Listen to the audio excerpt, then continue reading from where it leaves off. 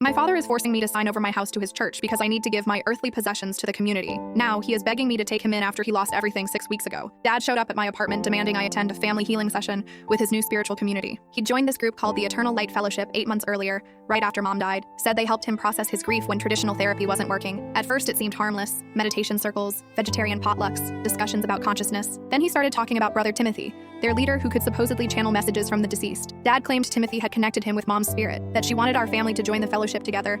I told him I wasn't interested in his grief support group. He got aggressive, said I was disrespecting Mom's final wishes, that she was watching me reject her messages from beyond. Started showing up at my workplace during lunch, leaving fellowship pamphlets with the receptionist, telling my coworkers I was spiritually sick and needed intervention. My boss pulled me aside, asked if everything was okay at home. The fellowship meetings happened in Brother Timothy's basement 3 times a week. Dad insisted I come just once to receive Mom's message directly. He wouldn't stop calling, texting, showing up uninvited until I agreed. The basement had about 30 people sitting in a circle, all staring at me when I walked in like they'd been expecting me. Brother Timothy was this ordinary-looking guy, maybe 45, soft voice, clean fingernails, looked like he sold insurance. He had everyone close their eyes while he channeled. Then he spoke in this weird high voice, supposedly my mother, telling me to trust the fellowship, to give my earthly possessions to the community, to move into their compound upstate. I stood up to leave, but Dad grabbed my wrist hard enough to bruise, hissing that I was embarrassing him in front of his spiritual family. That's when Brother Timothy switched back to his normal voice, told Dad he sensed resistance in me, that I needed intensive purification before Mom could fully reach me. The purification cost $12,000. Dad's eyes lit up like Christmas morning. He'd already given them $40,000 from Mom's life insurance, but this would complete his spiritual journey if he could bring his child into the light. I yanked my arm free, told him he was being scammed, walked straight out. Dad followed me to the parking lot, screaming that I was possessed by negative entities, that Mom was crying in the afterlife because of my selfishness. He said if I didn't join, he'd sign over the house. Mom left us both to the fellowship as a show of faith. I told him to do whatever he wanted with his half, but my name was on that deed too.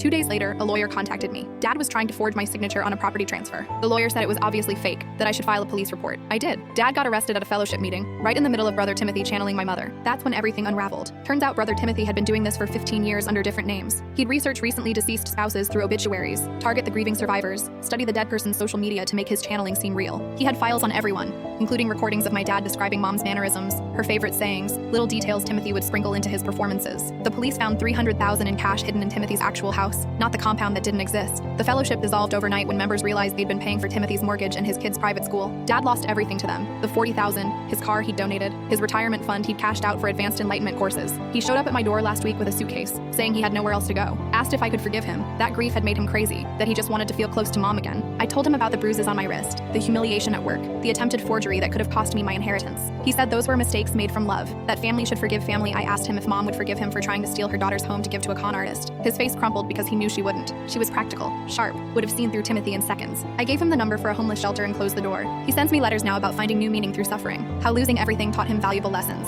I don't read them anymore.